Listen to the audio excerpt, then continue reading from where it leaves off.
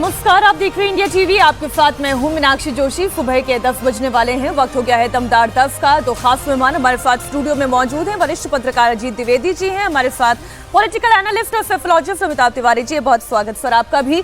आज सबसे पहले बात होगी रांची में छात्रों के विरोध प्रदर्शन की, जिसका आज 13वां दिन है। आज से ही झारखंड विधानसभा का मॉनसून सत्र भी शुरू हो रहा है। विपक्ष सदन में सुरेंद्र सरकार को जेपीएससी जेएसएससी के मुद्दे पर घेरने की तैयारी कर रहा है, तो उधर सड़क पर छात्र सुरेंद्र सरकार के खिलाफ हल्ला बोल रहे हैं। सुरेंद्र सरकार छात्रों को मनाने की कोशिश तो कर रही है, लेकिन प्रदर्शनकारी अपनी मांग पर अड़े हैं। इस बीच एक बड़ी खबर यह आई है कि सरकार से प्रस्ताव मिलने के बाद छात्रों ने यह फैसला किया है कि वो बातचीत के लिए तैयार हैं। जेपीएससी जेएसएससी में धांधली के खिलाफ प्रदर्शन पर बैठे हुए छात्रों ने बातचीत के लिए 5 लोगों का डेलीगेशन फाइनल किया है। हालांकि डेलीगेशन में अभी कौन कौन है उनके नामों का ऐलान नहीं किया गया है। उधर सुरेंद्र सरकार की तरफ से अभी जगह और समय भी नहीं तय किया गया है। सरकार के जवाब के बाद आज दोपहर तक मीटिंग हो सकती है। सरकार की तरफ से कमेटी में उच्च शिक्षा मंत्री सुदिव्य कुमार सोनू, ग्रामीण विकास मंत्री दीपिका पांडेय सिंह, समाज कल्याण मंत्री जमरा लिंडा और साथ ही श्रम मंत्री संजय प्रसाद यादव भी शामिल हो सकते हैं। अब बात यह है कि बातचीत होगी या मॉनिटरिंग होगी, क्योंकि छात्रों की डिमांड यह है कि बातचीत होनी चाहिए सार्वजनिक स्थल पर। उधर सरकार की तरफ से प्रदर्शनकारियों को सीएम आवास या सर्किट हाउस में आकर बातचीत का ऑफर दिया गया है, लेकिन प्रदर्शनकारी इसके लिए तैयार नहीं है। वो ये कह रहे हैं कि किसी न्यूट्रल जगह पर या फिर सार्वजनिक जगह पर बातचीत हो और बातचीत के दौरान मीडिया और वकील भी मौजूद रहे। प्रदर्शनकारी कह रहे हैं कि जब तक कि उनकी मांगे पूरी नहीं हो जाती वो अनशन जारी रखेंगे। प्रदर्शनकारियों का आरोप है कि सुरेंद्र सरकार उनकी परवाह नहीं कर रही है। ऐसे में सीएम को इस्तीफा दे देना चाहिए। हाँ, अभी भी भूख हड़ताल जारी है, अन्न ग्रहण नहीं कर रहा हूँ और ये तब तक जारी रहेगा जब तक हमारी सभी मांगे पूरी नहीं होगी। साथ ही साथ झारखंड के समस्त स्टूडेंट्स संतुष्ट नहीं हो जाते हैं। सरकार से आज वार्ता होना है, इधर से भी जाएंगे स्टूडेंट्स और उधर से भी जाएंगे और सामूहिक वार्ता होगी। सीधा तौर पे अब हम चाहते हैं कि सीएम साहब का इस्तीफा हो, क्योंकि वो उस पद पर रहने लायक नहीं है। वो बेंगलोर से आने के बाद यहाँ पर इतना घंटा हो गया, वो संज्ञान नहीं ले रहे हैं। बेंगलोर से आने के बाद हम लोगों का बात नहीं सुन रहे। 3 किलोमीटर का बगल में रहते हैं और उन्हें हमारी जान की कोई परवाह अगर नहीं है, तो हम चाहते हैं कि हमारे भाई जो भी इस वीडियो को देख रहे हैं, जहां से भी सुन रहे हैं देख रहे हैं, सभी लोग आ जाएं और हमारी जो लड़ाई है इसको मजबूती प्रदान करें। हम हिंदू मुस्लिम सिख ईसाई सभी भाई सभी राज्य से आए, क्योंकि झारखंड के लोग बहुत दिक्कत में हैं, झारखंड के छात्र बहुत दिक्कत में। इधर छात्रों के साथ बातचीत को लेकर झारखंड सरकार के वित्त मंत्री राधाकृष्ण किशोर का भी बयान आया है। उन्होंने कहा कि बातचीत के लिए सरकार ने अभी कमेटी नहीं बनाई है। हाँ, कुछ मंत्रियों का एक समूह जरूर बनाया गया है। उनका काम केवल यह है कि छात्रों के चल रहे आंदोलन को वो मॉनिटर करें, इन पर नजर रखें। छात्रों से वार्ता करने के लिए कोई कमेटी का गठन नहीं हुआ है। एक कमेटी जरूर बनी है मंत्रीगणों की, जिसमें दीपिका पांडेय जी हैं, सुदिव्य कुमार सोनू जी हैं और जहां तक हमें जानकारी है संजय यादव जी हैं। 2 और अन्य लोग हैं जिसके नाम की जानकारी मुझे नहीं है, जमरा लिंडा जी हैं। तो ये सिर्फ जो अभी आंदोलन चल रहा है उस पर ये नज़र रखेंगे, उस पर सरकार की ओर से रूपरेखा तैयार करेंगे। वार्ता करने की जिम्मेदारी नहीं दी गई। माननीय मुख्यमंत्री जी ने स्वयं कहा है कि हम छात्रों के लिए कितना सहायक और संवेदनशील हैं, ये छाती फाड़ के दिखाया नहीं जा सकता है। हम कर्म पर भरोसा करते हैं और हम वो सारा काम करेंगे जो छात्रों के हित में होगा। ये मैसेज उनको चला गया है। अगर वाकई में मुख्यमंत्री हेमंत सोरेन छात्रों का भला चाहते तो 6 साल तक छात्र परेशान नहीं रहते और आखिरकार उन्हें भूख हड़ताल और अनशन पर नहीं बैठना पड़ता। उन्हें चिंता नहीं है, इसलिए इस वक्त छात्र वहां बैठे हुए हैं। और अजीत जी, छात्र मांग ही क्या कर रहे हैं? वो यही कह रहे हैं, इस्तीफा तो डायरेक्ट नहीं मांग रहे थे, वो तो यही कह रहे थे कि आप सीबीआई जांच करा दें, ईडी जांच करा दें और जेपीएससी में जितना घोटाला हुआ है आप इस परीक्षा को रद्द करके फिर से एक नए सिरे से परीक्षा कराएं। वो टोटल रिफॉर्म की बात करें। और अभी भी आप ये कह रहे हैं कि एक कमिटी है जरूर, लेकिन वो मॉनिटरिंग के लिए है। देखिए, ये आमतौर पर ऐसा होता है कि जब एक बड़ा आंदोलन होकर के अभी हटा होता है, अभी एक आंदोलन होकर के हटा जंतर मंतर पर, और उससे एक मॉडल इवॉल्व हुआ था कि सरकार ने अपने प्रतिनिधि भेज करके बात की। यहाँ देर की थी सरकार ने, लेकिन अगर वो ऐसा आंदोलन कहीं हो रहा था तो तुरंत सरकार को एक्शन लेना चाहिए था। सरकार को ये समझना चाहिए था कि अभी इस समय देश भर में छात्रों के अंदर एक गुस्सा है और उनके कंसर्न है जो जेन्युइन कंसर्न है, तो तुरंत एड्रेस करना चाहिए था, तुरंत मीटिंग करनी चाहिए थी, छात्रों के साथ मिल करके तुरंत बातचीत करनी चाहिए थी। उनको ये नौबत नहीं आने देनी चाहिए थी कि वो भूख हड़ताल पर बैठे। देखिए, ये आंदोलन चल रहा है, आज 14वां दिन है, हमको जहां तक ध्यान आ रहा है कि 14 दिन से चल रहा है, 2 हफ्ते से, और ये भूख हड़ताल का 5वां दिन है। हड़ताल का 5वां दिन है और अब 4 छात्र और बैठ आ गए हैं भूख हड़ताल। 2 लड़कियां हैं, 2 लड़के हैं। जब 2 हफ्ते पहले ये आंदोलन शुरू हुआ, 14 दिन पहले, उस समय क्या सरकार को ये बात ध्यान में नहीं आई थी? जो गड़बड़ियां थी वो सामने आ चुकी थी। इस बार यहां कोई पेपर लीक नहीं हुआ है, ये सिंपल पेपर लीक का मामला नहीं है, पेपर लीक भी हुए हैं। आप देखिए ना, नीट का भी पेपर जो लीक हुआ था हजारीबाग, उसका एक सेंटर था 24 में भी। तो ये झारखंड में नौकरी चोरी का मामला है। ये पूरी तरह से आप नौकरी ही बेच दे रहे हैं, आप पेपर नहीं बेच रहे हैं, आप सीधे नौकरी बेच दे रहे हैं। जो आदमी बोली लगाएगा, हर नौकरी की एक फी तय है, एक कीमत तय है, वो कीमत जो चुकाएगा उसको सीधे नौकरी मिल रही है। तो ये तो इतनी बड़ी गड़बड़ी है, और इसके लिए जितने सुधार की जरूरत है, आप छात्रों से भी राय लीजिए। कोई हाई पावर्ड कमेटी जैसे भारत सरकार ने बनाई है, वैसी कोई कमेटी बनाइए और उन रिफॉर्म्स लागू करने का भरोसा दिलाइए छात्रों को, और ये परीक्षा तत्काल रद्द करिए, क्योंकि इस परीक्षा में जितनी गड़बड़ी आई है उसकी मिसाल नहीं दी जा सकती है। और एक और बात ये समझिए कि अभी आपने बताया कितने लोग गिरफ्तार हुए हैं, इसमें इन आरोपियों के संपत्ति की जांच कराइए। ये पता चला कि इसमें मतलब कंप्यूटर लेवल का, ऑपरेटर लेवल का आदमी करोड़पति है, 4-4 लाख की गाड़ियां खरीदता है, बाइक खरीदता है 4-4 लाख रुपए की, और 25 करोड़ की प्रॉपर्टी तैयार कर रखी है लोगों ने। तो ऐसे लोगों की इनकी संपत्ति जांच कराइए, इनके ऊपर जो करप्शन के उसके हिसाब से मुकदमे चलाइए, और इनको किसकी सह पर ये काम कर रहे थे। आपने जो जेपीएससी के चेयरमैन थे एल ख्यांग थे, वो चीफ सेक्रेटरी भी रहे, उनसे आप पूछताछ कर रहे हैं। 3 बार की पूछताछ में क्या निकला? क्या सख्त कार्रवाई आप कर रहे हैं? सीबीआई जांच से सरकार डर क्यों रही है, मैं ये नहीं समझ पा रही हूं। भाई, भारत सरकार के हाथ में नहीं देना चाहते हैं जांच ये लोग, लेकिन आप सीआईडी की जांच पर भी तो भरोसा बने लोगों का। कोई तो भरोसा बनाने वाला कोई तो काम आप करेंगे, वो काम आपने नहीं किया। और ये जो अभी कह रहे हैं मंत्री महोदय, ये कल भी हम लोग बात कर रहे थे, जो मंत्री हैं इरफान अंसारी, जिसने उतना इनसेंसिटिव बयान दिया, वो कांग्रेस के ही मंत्री हैं। यहाँ राहुल गांधी दूसरी जगह से ले करके छात्रों से प्रेस कॉन्फ्रेंस करा रहे हैं। कल भी छात्रों की प्रेस कॉन्फ्रेंस कर रहे थे कि ऐसे हुआ वैसे हुआ, ये कहानी, इतने सहानुभूति दिखा रहे हैं। सर, वहां पर अमित शाह को घेरना था ना, यहाँ तो हेमंत सोरेन को घेरने जैसा हो जाएगा, अपनी सरकार को घेरने जैसा हो जाएगा। नहीं चलेगा ना मीनाक्षी जी की सारे छात्र समान होते हैं, लेकिन कुछ छात्र ज्यादा समान होते हैं। दिल्ली में प्रदर्शन करेंगे तो हमारे प्रिय हैं, झारखंड में प्रदर्शन करेंगे तो वो देशद्रोही हो जाएंगे, और बीजेपी के लिए भी दिल्ली वाले देशद्रोही होंगे, वहां वाले अपने हो जाएंगे। ये नहीं चलेगा। ये हर पार्टी के लिए एक मैसेज होगा कि छात्र है, युवा है, वो सबके वो पूरे देश की संतानें हैं, उनका ध्यान रखिए उस हिसाब से। कुछ मांगे जो हैं छात्रों की तरफ से जो उठाई जा रही है वो आपको बता दें। पहली मांग तो यह है कि परीक्षा रद्द की जाए, जिन एग्जाम से डीडीपीएल जुड़ी हुई है वो परीक्षाएं रद्द हो, और जिन इम्तिहान में अभय तिवारी जुड़ा हुआ था वो एग्जामिनेशन भी कैंसिल हो। दूसरी मांग यह है कि प्रशासनिक गड़बड़ी की सीबीआई जांच हो और फाइनेंशियल ट्रांजैक्शन की भी जांच ईडी करे। तीसरी मांग यह है कि रिफॉर्म हो, यानी कि परीक्षा में पारदर्शिता हो, तय सीमा में एग्जामिनेशन हो, और उम्र की सीमा में कैंडिडेट को छूट दी जाए जिनके भविष्य को अधर में कर दिया है सरकार ने।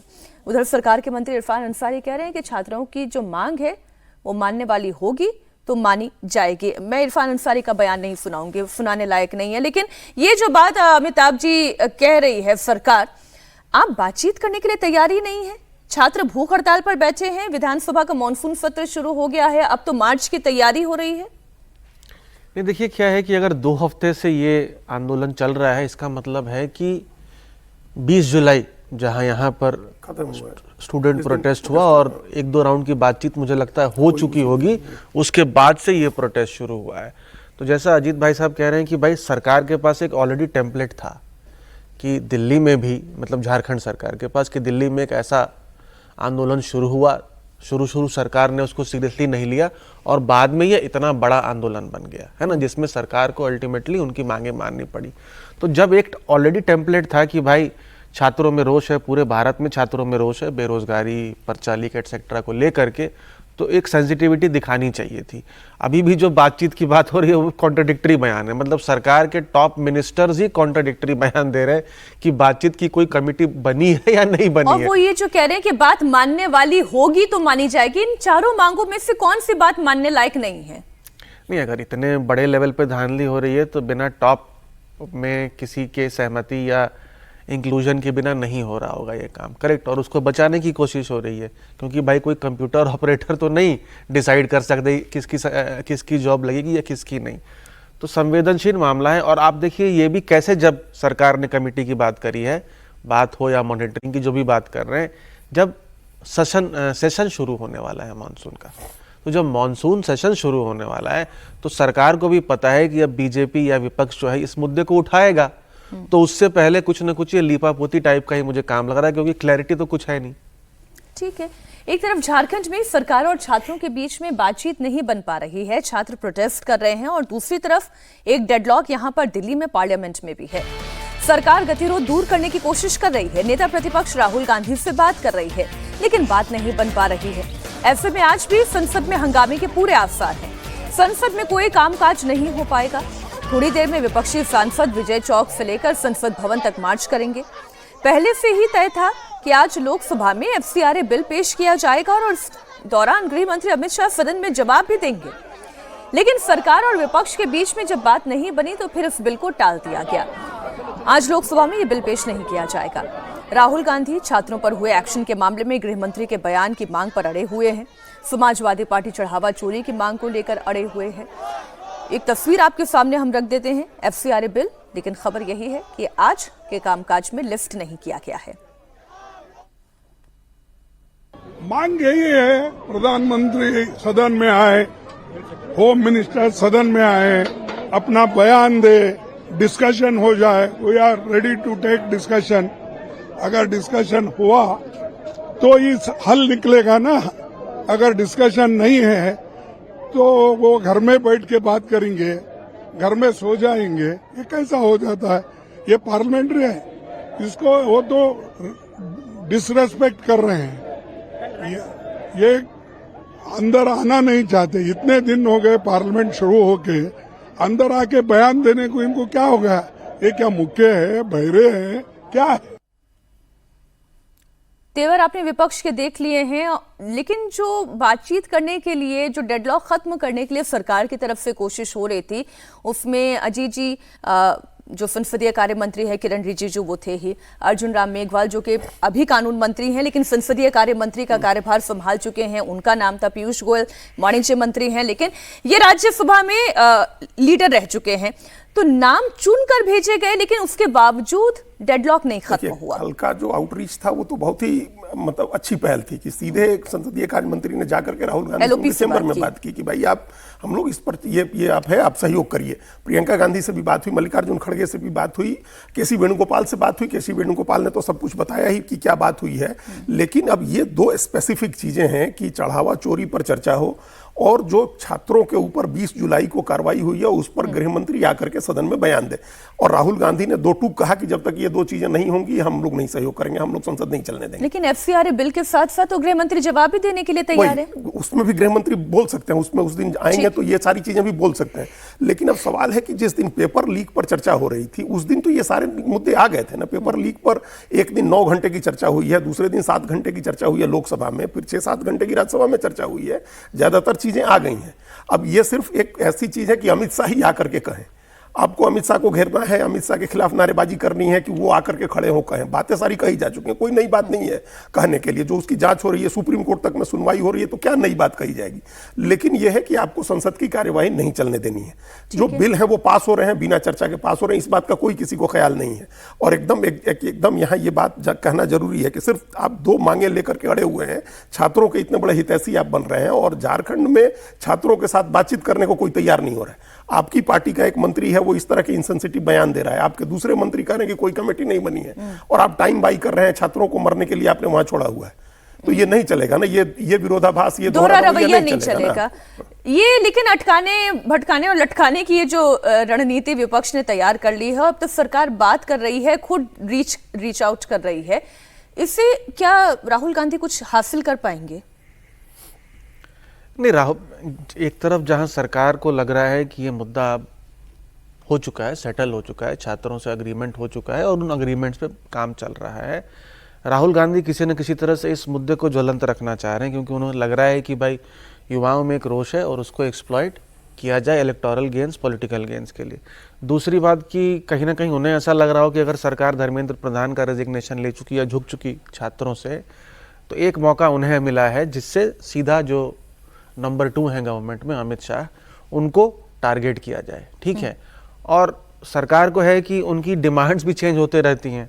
अगर अमित शाह बयान भी दे दें, ठीक है, क्योंकि जब भी बयान देंगे उस वक्त हंगामा होगा, जो विपक्ष सुनना चाहेगा वो बोलेंगे नहीं, मतलब जो, और फिर एक नया प्लॉट होगा कि भाई नहीं बयान दिया, इसमें कोई क्लैरिटी नहीं है, फिर हम नहीं चलने दे। तो दिक्कत ये हो गया है कि पहले के समय में जो एक ट्रस्ट एस्टैब्लिश था अपोजिशन और गवर्नमेंट में, अभी वो ट्रस्ट डेफिसिट हो गया है कि भाई अगर राहुल गांधी कह भी रहे हैं कि भाई ये 2 हमारी डिमांड्स हैं, या सरकार कह रही है कि हम ऐसा करने वाले हैं, दोनों ही पार्टीज को एक दूसरे की बात पे विश्वास नहीं है। तो इसीलिए हम देख रहे हैं कि संसद में हंगामा हो रहा है। एक बहुत महत्वपूर्ण बिल है, इस बिल को आना चाहिए। अब ये बिल कब आएगा इस पर हमारी नजर रहेगी, लेकिन कल का दिन इस लिहाज से बड़ा इंपॉर्टेंट था। फेसबुक, इंस्टाग्राम, व्हाट्सएप, ये जो भारत में खूब धड़ल्ले से चलती है और इन्हें चलाने वाली कंपनी मेटा ने भारत में आकर भारत सरकार से माफी मांगी है। पीएम मोदी के वीडियो हटाने को लेकर भी मेटा की ओर से माफी मांगी गई और कहा गया है कि एल्गोरिदम की वजह से गलती से वीडियो हट गया था। उधर मेटा के फाउंडर मार्क ज़करबर्ग ने child porn, deep fake content और कंटेंट मॉडरेशन में हुई गलतियों के लिए भी माफी मांगी है। मेटा के चीफ ग्लोबल अफेयर्स ऑफिसर ने आईटी मिनिस्टर अश्विनी वैष्णव से मुलाकात की, जहां ज़करबर्ग का लिखित माफीनामा उन्हें सौंपा गया। मेटा ने माना कि कुछ खास तरह के कंटेंट को बूस्ट करने के लिए बहुत पैसे दिए गए थे, कोट एंड कोट, ये बात ध्यान से रखिए। कुछ खास तरीके के कंटेंट को बूस्ट करने के लिए अलग से पैसे दिए गए थे। कंपनी ने इस कंटेंट पर ध्यान नहीं दिया, लेकिन भविष्य में मेटा अपनी जिम्मेदारी का पूरा ख्याल रखेगा। दरअसल जंतर मंतर पर छात्रों के आंदोलन के दौरान हजारों डीप फेक वीडियो सर्कुलेट किए गए। एआई कंटेंट को पोस्ट करके अफवाहें फैलाई गई। प्रधानमंत्री मोदी ने इंस्टाग्राम और फेसबुक पर एक वीडियो पोस्ट किया था, उसे भी मेटा ने फेसबुक से हटा दिया था। हालांकि कुछ देर के बाद इस वीडियो को रिस्टोर किया गया था और तब भी माफी मांगी गई थी कि गलती से टेक्निकल ग्लिच की वजह से यह हट गया था। आईटी मिनिस्ट्री ने इस रवैये पर मार्क ज़करबर्ग को अल्टीमेटम देकर 3 दिन के अंदर अपनी गलतियों के लिए माफी मांगने के लिए कहा और माफीनामा भी आ गया है अमिताभ जी, लेकिन जो होना था वो तो हो चुका है। बात यह है कि भारत सरकार को क्या अब इस पर कड़ाई से कुछ नए नियम बनाने की आवश्यकता है कि ये जो बड़ी बड़ी कंपनियां अपने हिसाब से आइडियोलॉजी को बूस्ट कर सकती है, किसी देश में चुनाव को प्रभावित कर सकती है, किसी देश में इस्तीफा करवा सकती है, क्या ये हो सकता है? नहीं, बिल्कुल हो सकता है, क्योंकि ये बहुत शक्तिशाली प्लेटफॉर्म्स हो गए हैं जो कोई भी नैरेटिव, किसी भी एजेंडा को चला सकते हैं, पुश कर सकते हैं। अब अगर आप बात देखिए कि भाई अगर प्रधानमंत्री का ये वीडियो उन्होंने हटा दिया तो हम और आप और कोई और दूसरा व्यक्ति की क्या औकात है? भाई एक प्लेटफॉर्म अगर एक प्राइम मिनिस्टर का वीडियो बाय मिस्टेक व्हाटएवर हटा दे, तब तो मतलब इससे बड़ी तो और कोई बात हो ही नहीं सकती। कल को इसका मतलब क्या है कि सीधा के सीधा आप जो कम्युनिकेशन कोई भी संवैधानिक पद अपनी जनता से करना चाह रहा है, आप उसको ही मैनिपुलेट कर सकते हैं, उसको रोक सकते हैं अल्टीमेटली। तो क्योंकि आज तो सोशल मीडिया ही प्लेटफॉर्म है। अपने लोगों से बात नहीं कर सकता, आपने उसको गायब कर दिया ना, हाँ, दूसरा आपने उसको गायब कर दिया। और आप ये भी मान रहे हैं कि कोई भी पोस्ट हो, अगर उसको बूस्ट किया जा रहा है तो उसके ऊपर कोई आपका चेक्स एंड बैलेंसेस नहीं है कि उस पोस्ट का कंटेंट क्या है। करेक्ट? जब आप चाइल्ड पॉर्न और ऐसी मतलब 1-2 और जो बातें कह रही हैं, मतलब इसमें कोई भी कुछ डाले और बूस्ट करे क्योंकि उसको प्लेटफॉर्म्स को रेवेन्यू मिल रहा है, आप कोई भी कंटेंट चला रहे हैं, उसके ऊपर तो कोई चेक्स एंड बैलेंसेस नहीं है। और एक बड़ी अजीब सी बात है कि अगर किसी यूजर ने गैर कानूनी किस्म का पोस्ट कर भी दिया तो उसके खिलाफ कोई आपराधिक मामला दर्ज नहीं हो सकता, ये अपराध नहीं माना जाएगा। ये इतनी खुली छूट क्या इस तरीके के सोशल मीडिया प्लेटफॉर्म को दी जा सकती है? देखिए, अब इसमें ये दो चीजें जो सबसे इंपॉर्टेंट हैं, एक तो एल्गोरिदम बायस जिसकी कल बात हुई है अश्विनी वैष्णव के साथ, एल्गोरिदम बायस की बात हुई है, और दूसरा जो है कि आपको सिर्फ इंटरमीडियरी माना जाए या आपकी भी जवाबदेही तय की जाए। अभी जो आईटी एक्ट जिससे ये सारी चीज़ें गाइड होती हैं 2001 से, जिसमें 2020 में कुछ संशोधन भी किया गया था, उसमें इन प्लेटफॉर्म्स को इंटरमीडियरी माना जाता है और ये माना जाता है कि इनकी जवाबदेही नहीं हो सकती है। जो आपने कहा अभी कि अगर कोई बहुत गैरकानूनी चीज़ डाल दे, कोई चाइल्ड पोर्न डाल दे, कोई देश विरोधी बातें डाल दे, तो उस व्यक्ति पर तो कार्रवाई हो सकती है, लेकिन प्लेटफॉर्म पर कार्रवाई नहीं होगी, क्योंकि माना जाता है कि प्लेटफॉर्म इंटरमीडियरी है। हाँ। तो ये माना पहली बार ऐसा हुआ कि इस प्लेटफॉर्म ने माना कि हमारी इंटरमीडियरी के बावजूद, इंटरमीडियरी होने के बावजूद हमारी एक जिम्मेदारी बनती है कि हम इन सब चीज़ों को चेक करें। अभी क्या होता है कि सरकार चेक करती है, सरकार इनको लिस्ट देती है कि ये कंटेंट आप हटाइए, ये लोग हटाते हैं, उसका पालन करना इनकी मजबूरी होती है। लेकिन आप अपने यहाँ ऑफिसर्स अपॉइंट करिए। एक देखिए, एक बड़ी अच्छी किताब आई थी, राइटर का नाम हम भूल गए, वो क्योस मशीन उन्होंने कहा लिखा था, फेसबुक को लेकर के क्योस मशीन नाम से किताब आई थी, और पूरे म्यांमार के जो सैनिक तख्ता पलट हुआ और जो वहाँ लोग मारे गए इतनी बड़ी संख्या में, उसमें फेसबुक की क्या भूमिका थी, इस पर वो किताब है। तो ये क्योस मशीन है, ये सारे प्लेटफॉर्म, अगर आप कंट्रोल नहीं करेंगे इस पर, आपको एक जिम्मेदारी दी गई है कि आप ऑफिसर्स अपॉइंट करें जो इनकी निगरानी करें, सिर्फ इंटरमीडियरी आप हैं और कानून के लूपहोल का फायदा उठा करके आप उससे नहीं निकल सकते हैं। और एल्गोरिदम बायस जो है उसको आप चेंज करिए, आप एल्गोरिदम लिखिए, ये ऐसा नहीं है कि आप नया कोड नहीं लिख सकते हैं, आप कोड लिखिए, एल्गोरिदम चेंज करिए जिसमें ये बायस खत्म होनी। तो एल्गोरिदम ऐसी चीजें प्रमोट करता है कि आप कल्पना नहीं कर सकती हैं। तो ये दोनों चीजें जो है कि आप इंटरमीडियरी की हैसियत में नहीं है, आपकी जवाबदेही भी है, और दूसरा एल्गोरिदम बायस जो है उसको आप ठीक करिए। ये दो चीजें, प्रधानमंत्री से माफी मांगी अच्छी चीज है, लेकिन ये दो अभी चीजें एक्चुअली जो मैं समझ पा रही हूं कि अभी हिसाब किताब पूरा हुआ नहीं है, अभी एक्चुअल हिसाब तो होना बाकी है।